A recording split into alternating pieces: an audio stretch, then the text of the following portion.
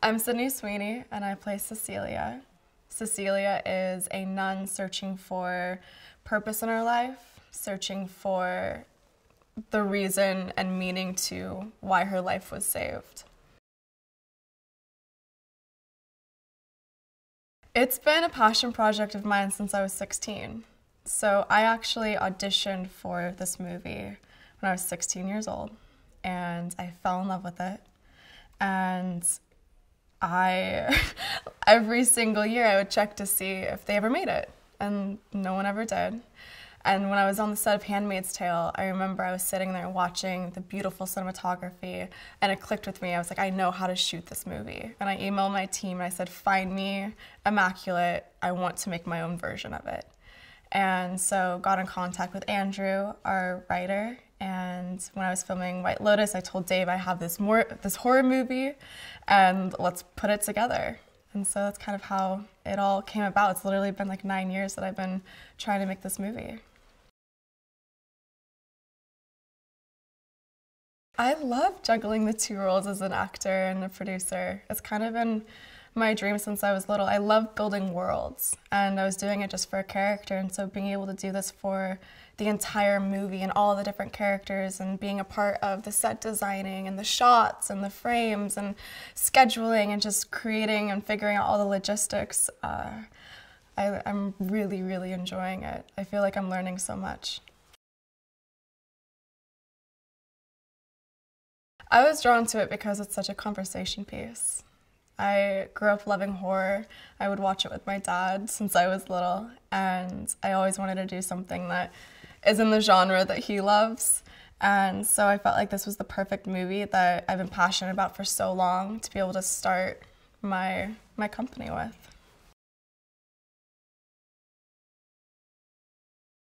I think that they have no idea what they're in store for. I don't think that they realize the type of roller coaster they're about to go on.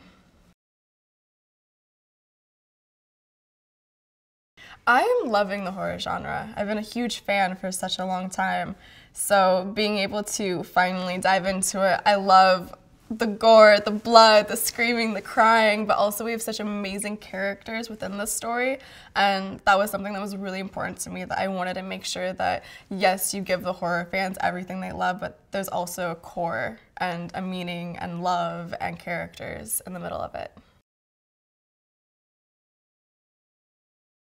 Yeah, we've taken inspiration from all the greats. I know that Michael, he loves Rosemary's Baby, and so there's a lot of different references, shots that kind of pay homage to a lot of different films. I've worked with Michael for 6 years now. I worked with him on Everything Sucks when I was 19, and then on Voyeurs when I was like 22, 23.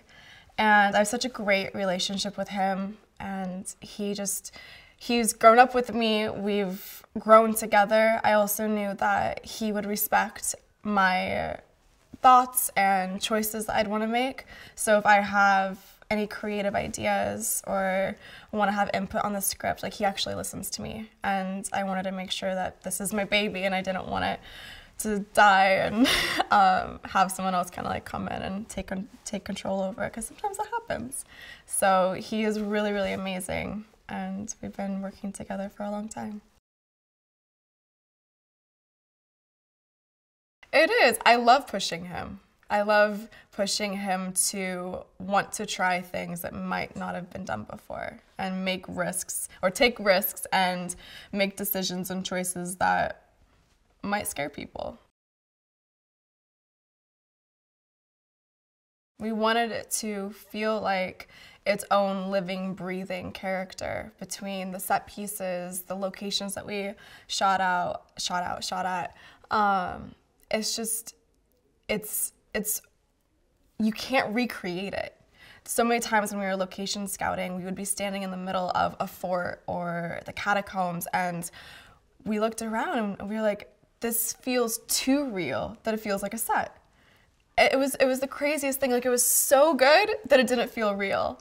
And we were like, is this going to translate? And so we were really, really happy with how everything looks. I mean, the church is unbelievable. We're at Villa Parisi, where the main convent is, and it's just breathtaking.